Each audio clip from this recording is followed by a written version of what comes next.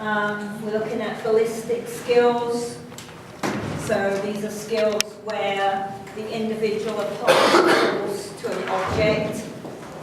Throwing, kicking is our next one. So we looked at throwing last week. Kicking is still a ballistic skill because we are going to apply force with our toe or the inside of our foot typically. But it's slightly different from throwing in that when we throw, we're in control of the ball. Right? So when I throw, how I throw is up to me. But when we're kicking in a game, I've got to move to the ball. The ball's probably moving unless it's a free kick or penalty of some kind. Okay? So in kicking skills, we don't tend to have that initial control.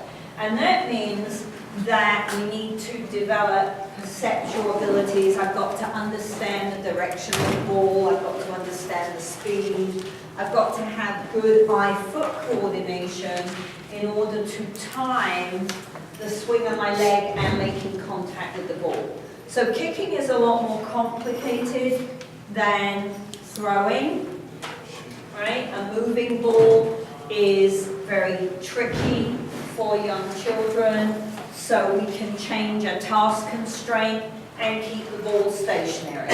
So initially we might try to get them moving, but we keep the ball still to begin with. Right? Because as soon as the ball starts to move, they have to be able to judge where the ball is going to be in order to get there to kick. So that's a lot more complicated than just kicking a stationary ball. All right. Early kicking is all leg action. All right. So they don't take a step. The kicking leg probably doesn't swing at all. It may just be a little toe push. Right? With an intermediate kicker, then we start to see some movement to the ball, perhaps. They might run up to the ball and then stop and kick, but we probably will start to see a bit of a pickup of the swinging leg before it kicks. And once, yes sir? Can you go back to the slides real quick? Because I think I'll listen to this over there. That one.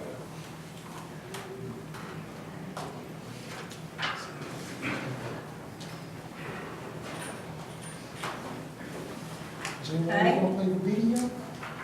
Oh, okay. That's what I'm talking about. It is very cute, this piece of video.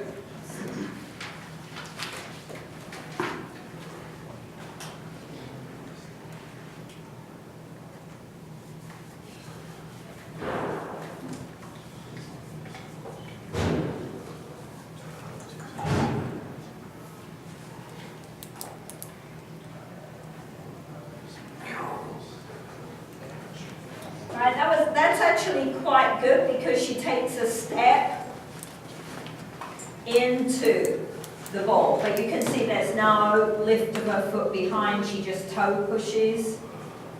But she's had a little bit of practice at doing that in order to take a step and kick the ball and not miss.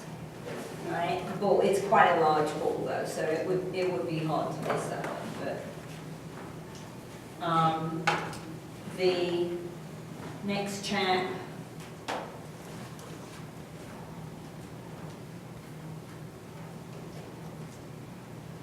All right, so a couple of things. Is that running?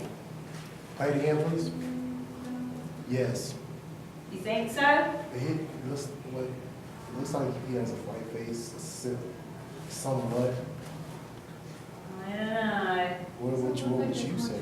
Tori, don't you? No, I think Be walking. Yes. You know, Right. He also doesn't do any prep for the kick. He kind of just runs through and manages to time kicking the ball, walks through and manages to time kicking the ball. Right? So, is it better than the previous? Yes. But that would not transfer very well into a game scenario. Right? So, at that level of kicking, he's probably going to get left behind a little bit if within a soccer game, right? Or any other kind of game.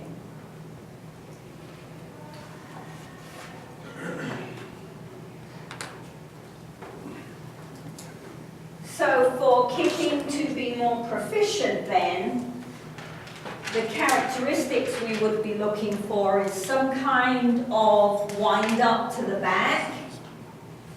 And generally what you'll see is as they pick up their back foot, we get some trunk rotation to balance the lifting of the back leg. Right? The movement can be sequential, so I need full range of motion at my hip, and my thigh is going to come through, and then my leg is going to extend. Right? So I'm going to shorten that moment of inertia to initiate the swing, and then remember we want to extend so that at the point of contact with the ball, the radius of rotation is as long as possible. And if I swing the leg hard enough, then I'm going to get opposition action reaction, and I'm going to start seeing arms move in opposition at the end of the skill.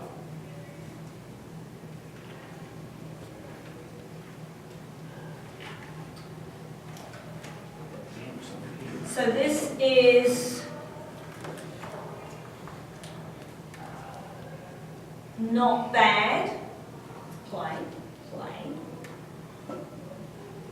Right?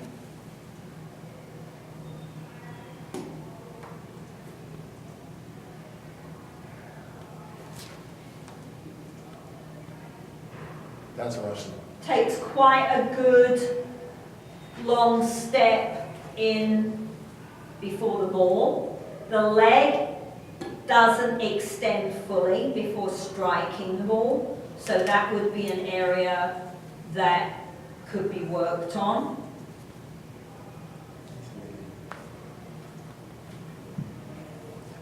Right?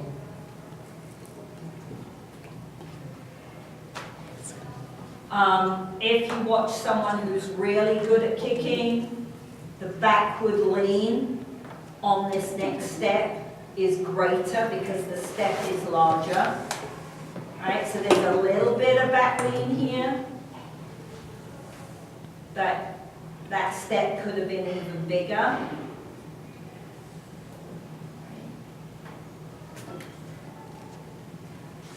Probably what you could do is bend the back leg a little bit more at that point in time, and then strengthen the quads so that it extends faster and is straighter as it hits the ball.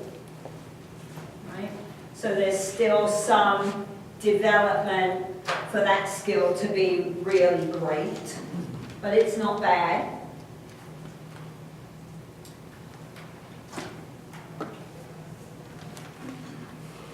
One of the interesting things about kicking, I find with this chapter, is we don't have an observation plan or a developmental sequence that has been validated by the research. And yet we do have a developmental sequence for punting, which seems odd to me that someone would research punting and not research plain kicking. So we know the overall picture of kicking. We know kind of what we expect to happen from a beginner to a proficient person to a more skilled person, but we don't have really clear documentation. The MSU chart and the TGMD are really the best we've got. We don't have a validated developmental observation plan with those yes/no questions. So we don't have that qualitative information to the same degree that we do on some other skills. What we do know is that if you look at 8, 9, 10-year-olds, we don't get very many of them kicking with what we would consider proficiency. So it doesn't seem to be an automatic skill, so just like throwing. You know, historically we thought if we just put out the ball, kids will throw and kick. Well, they might throw and kick, but they don't become good at throwing and kicking unless you give them good feedback, good modeling, and good practice. So it's not a hardwired skill, it's based on experience. One of the other things that the research does say, the little bit of research that we've got, is that generating force, just like with throwing, generating force might be the key for developing better patterns. If you ask people to kick as hard as they can, what you see tends to be more effective than if you ask them to kick very accurately into a goal or to hit a target on the wall or something like that. Okay? So that idea of kicking for distance creates an emerging skill that is a much better form motor behavior pattern than if we just say kick, right? Kick hard is a better thing to do.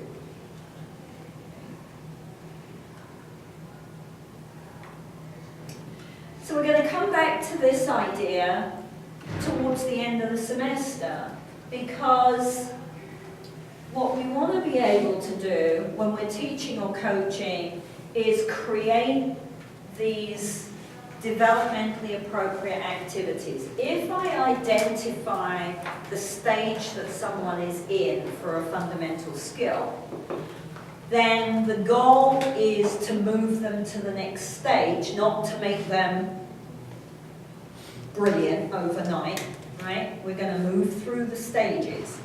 So then I have to think, all right, what's a really great way I could set up an activity that will help them move to the next level, right? Because the activities I would use with someone who's very good at the skill aren't going to work with someone who's a beginner. They're not going to produce what I want to see, right? So later in the textbook, we look at a way of creating a flow chart almost that gives me a developmentally appropriate next step. What's the next thing I can set up that will help me move this individual forwards? Right? And it doesn't have to be children. It might be adults, because they don't kick very well unless they've got lots of practice. It is one of those skills that you see quite good form in older adults if they've always done kicking. But if they never did kicking as a child or a teenager, then they don't suddenly start to look good when they're kicking when they're older.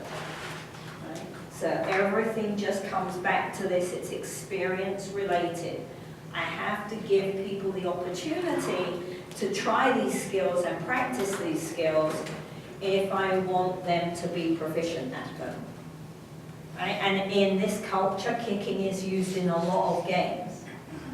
So it's quite an important skill for people to learn if they want to take part in games that are important within society.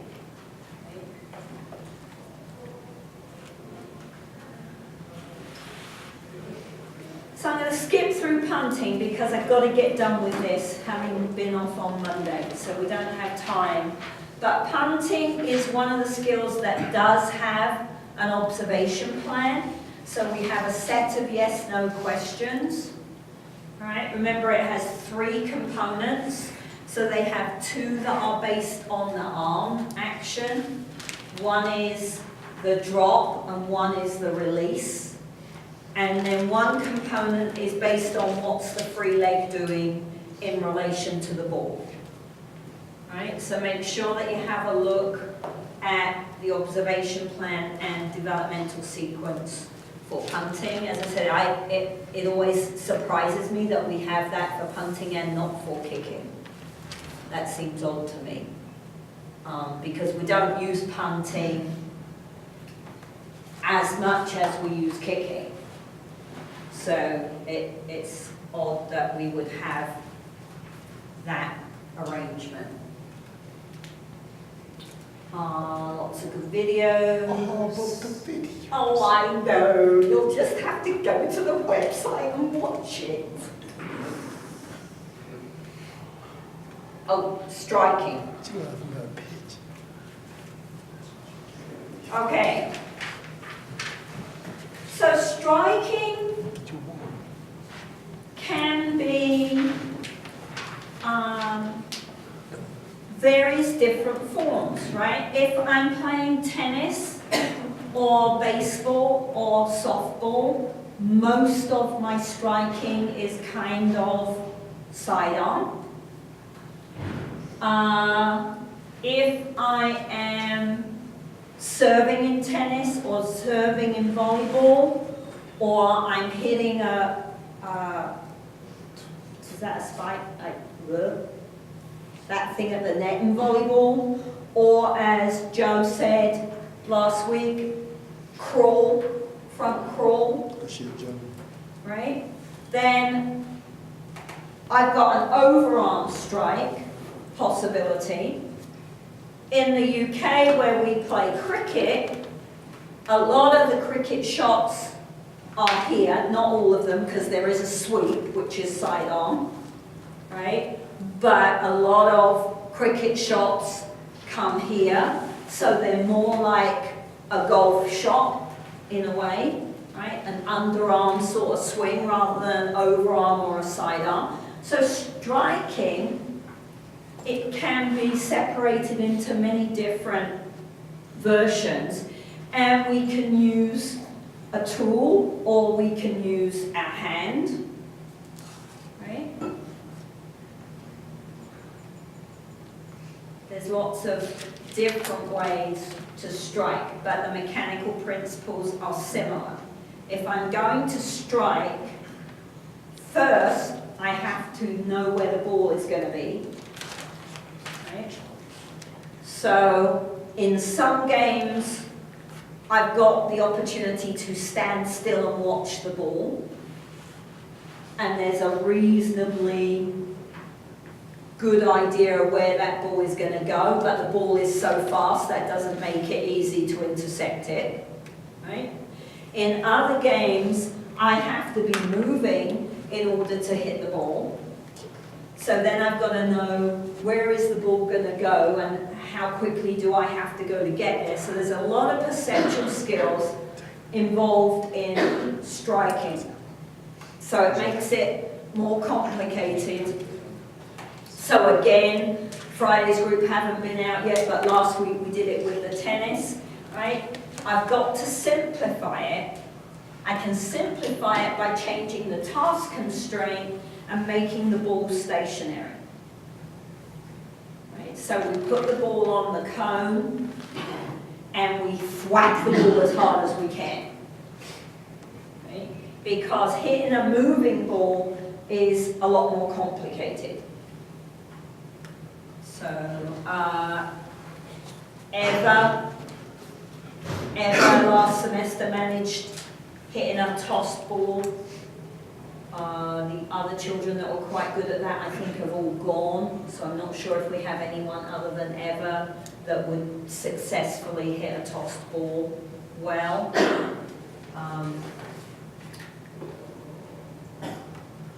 when we look at a sidearm strike, you can use very many of the throwing ideas for several of the stages. So initially they tend to chop, several of the children do that at the cones. So you can look for that. Instead of swinging, they chop down on the ball. Hudson was doing it today. Right. They don't move their legs and their feet very much. They'll start to take a step and they start to swing their arm back. So first I'm going to get that stationary feet, slamming the door type action, and then we start to see the feet moving.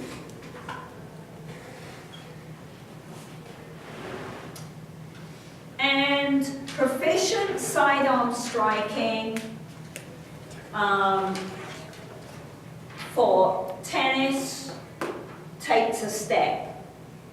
For cricket would take a step. Baseball,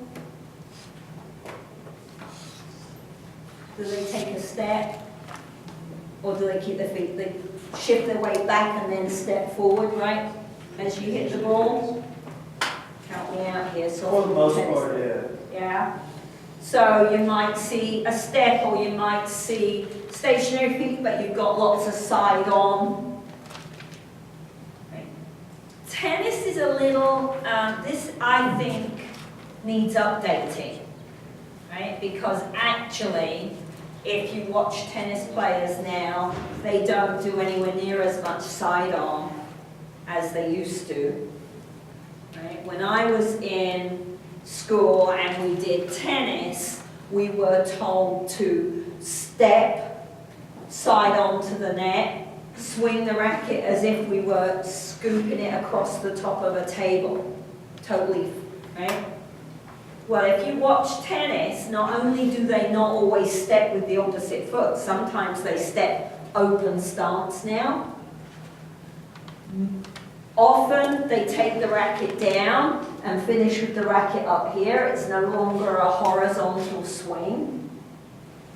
Right? So I would expect us to get some updated information about striking, although I'm not aware of anyone working on that. So when you take the information on striking out into the real world, you may need to adapt some of the ideas to allow for the fact that the skill itself has developed as the equipment has developed.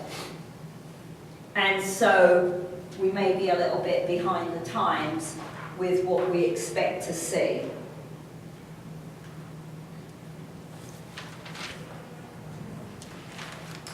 With beginners though, you're pretty safe off using that overarm throw sequence for foot and trunk. Developmentally, biomechanically, the trend, what we want is segmented rotation. All right? So first we get no rotation, then we get the whole body going in one piece, but what we really want is hips, trunk, shoulders moving at different times within the skill sequence, right? Because then we're able to apply the most amount of force to the ball.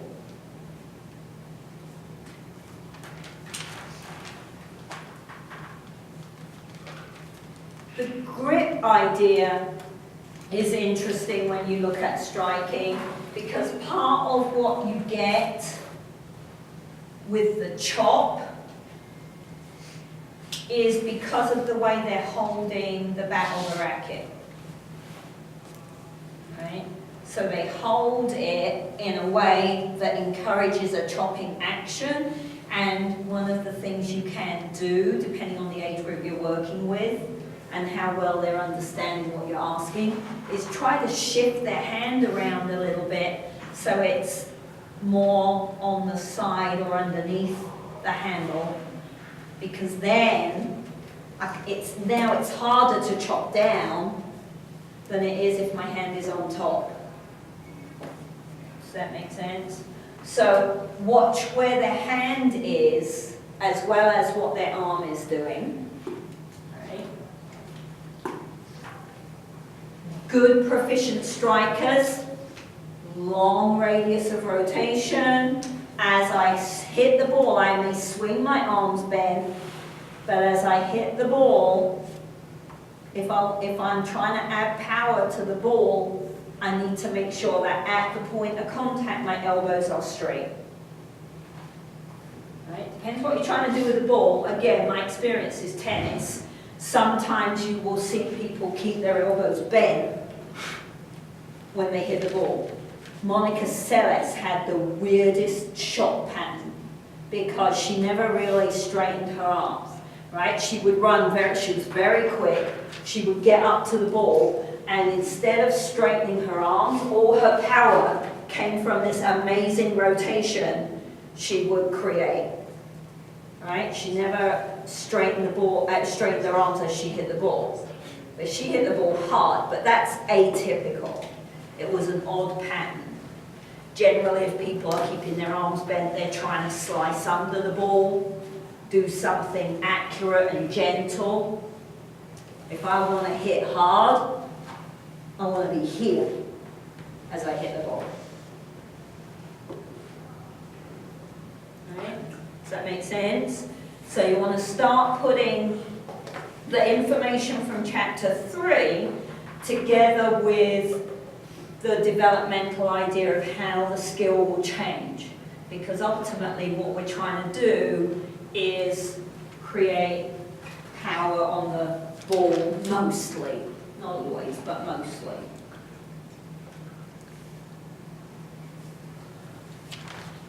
Alright, we talked a little bit, volleyball serve, tennis serve, front crawl, jump and a spike at the net. Is that the right word? Is that what that is? Okay, good. Okay, so you can have a look, overarm striking. Initially, it's not going to have much trunk rotation, so that means that they've probably not got a big arm swing in to the strike.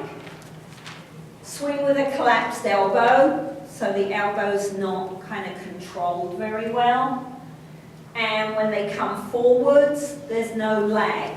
So what that means, when it says lag, is when you watch someone from the side, the hand would be behind the elbow and the forearm.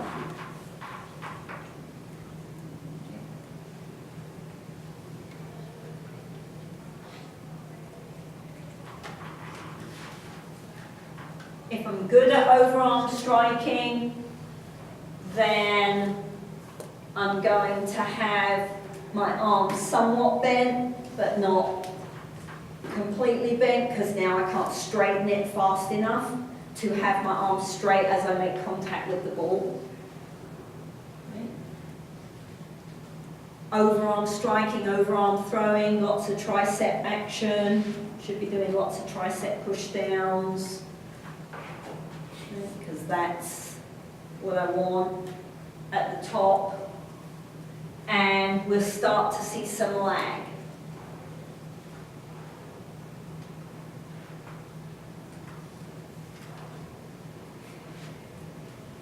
Okay, we went through that. Overarm striking, watch the elbow, watch the pelvis. Right? Is there segmented rotation? Is the elbow straight at the point of contact? If not, you're losing a lot of power.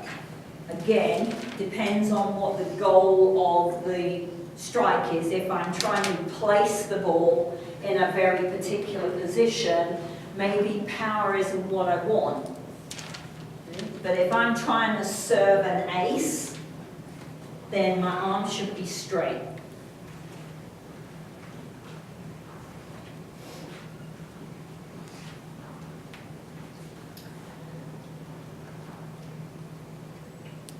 It surprises me that they have this piece of research on this slide, because golf is not overarm striking.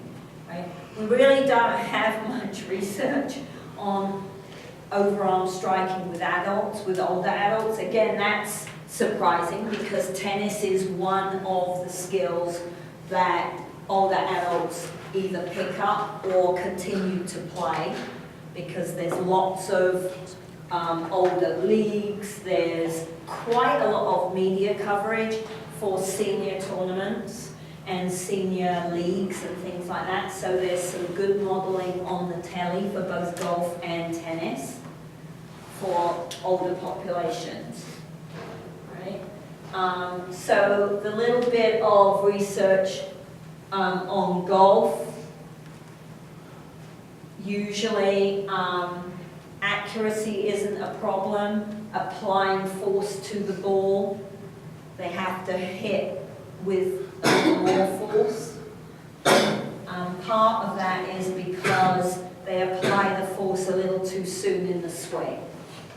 So then mechanically it's not as effective as it would have been. So don't worry too much about that, just the fact that striking is a well-maintained skill.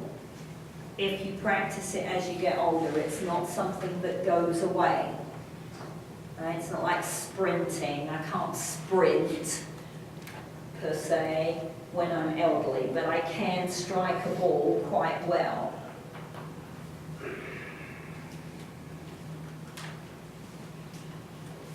It's a little bit on tennis, but not too much, and they didn't have a lot of participants in this study, but they found, which is a little bit but still, if we don't show it for real, then we can't say it happens. People who played tennis very well when they were younger played better tennis when they were older. That makes sense. Right? Force production was better, timing of the ball was better.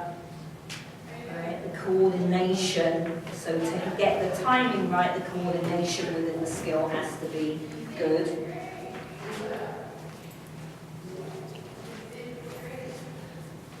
So if I'm going to assess ballistic skills, couple of things. One, I can't stand still in one place. All right? To assess movement, I should be at right angles to the plane of motion. We mentioned that earlier in the semester. All right? So it depends which component of the skill I am trying to watch as to where I'm going to stand in relation to the skill. If I want to watch foot placement by the ball for kicking, I'm probably better off looking from the front than from the side, perhaps. I don't know. So, we can use the sequence as a checklist. So, I saw that, I didn't see that. Or we can use the yes-no questions for the observation plans, which I think are even easier, personally. If the majority of times I watch the skill, they do that thing, I can say yes. Right? So remember that movement skills are variable. So if I give them 10 trials, 2 or 3 of them are likely not to be great, perhaps, right? So I'm not looking for 10 out of 10 in order to say they gained that category, right? I've got to have a little bit of wiggle room there. And right angles to the plane of motion. Which part of the skill am I looking at?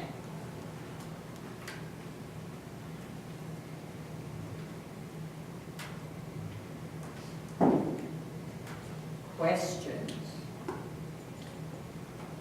All right, so those of you that have been out to the playground twice now should have lots of pictures going on in your head about striking that's relevant, right? So that you can tie this information back to what you're seeing, and the gang on Friday can come in thinking about this and thinking, okay, what am I going to look for?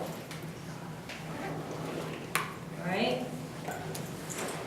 So on Friday, we'll start chapter 9. Chapter 9 has a lot of information and really only have 2 lectures to get that done in. So make sure that you've read a little bit of the chapter so that I can go pretty fast, because I'd rather go slower when we get back from spring break and your brains are all fuzzy, having had a week off school. Yes. All right. So Friday we'll start chapter 9.